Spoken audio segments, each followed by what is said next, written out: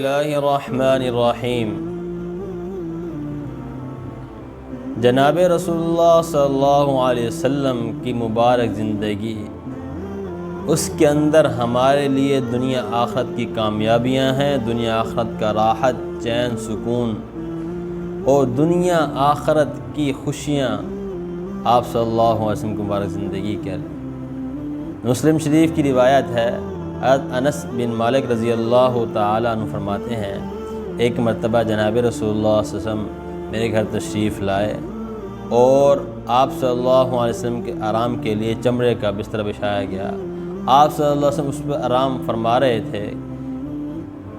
آپ صلی اللہ علیہ وسلم کو پسینہ آ رہا تھا، تو جب سلیم نے دیکھا کہ آپ صلی اللہ علیہ وسلم کو پسینہ آ رہا ہے تو وہ ایک شیشی لے کر آئی اور ہاتھ سے اس پسینے کو شیشی کے اندر بھرنے لگی۔ آپ صلی اللہ علیہ وسلم کی آنکھ کھل گئی۔ آپ نے فرمایا، سلیم یہ تم کیا کر رہی ہو؟ انہوں نے فرمایا، یا رسول اللہ صلی اللہ علیہ وسلم، میں آپ کے پسینے کو جمع کر رہی ہوں تاکہ اس کو اپنے خوشبو کے اندر ملا سکوں۔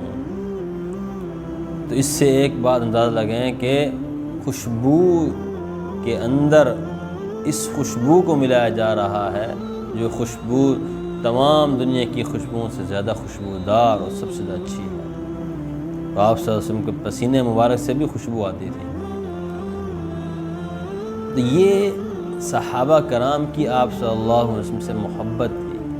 اس طرح آتا ہے نا کہ عروہ بن مسعود ثقفی جو صلح حدیبیہ کے موقع پر آئے تھے نا تحریرات لکھنے کے لیے، معاہدہ کرنے کے لیے، انہوں نے جب آپ صلی اللہ علیہ وسلم کہ صحابہ کرام کا برتاؤ دیکھا آپ ان کے ساتھ، تو اس نے جا کر واپس جا کر کہا کہ میں بڑے بڑے بادشاہوں کے محلات میں گیا ہوں، کیسے و کس طرح کے محلات میں گیا ہوں، میں نے اتنی تعظیم اور اتنی قدر اور اتنی محبت کسی کی نہیں دیکھی کہ یہ تو آپ صلی اللہ علیہ وسلم کا تھوک بھی زمین پر نہیں پڑنے دیتے، اس کو تھوک کی برکت حاصل کرنے کے لیے اس کو جو ہے وہ اپنے ہاتھ پر اٹھاتے ہیں، اپنے چہرے پر ملتے ہیں، اپنے سینے پر ملتے ہیں۔ تو اللہ نے ہمیں ایسے نبی عطا فرمائے ہیں، ہم خدا را اپنے نبی کی قدر کریں، آپ صلی اللہ علیہ وسلم کی مبارک طریقوں کے مطابق، سنتوں کے مطابق زندگی گزاریں۔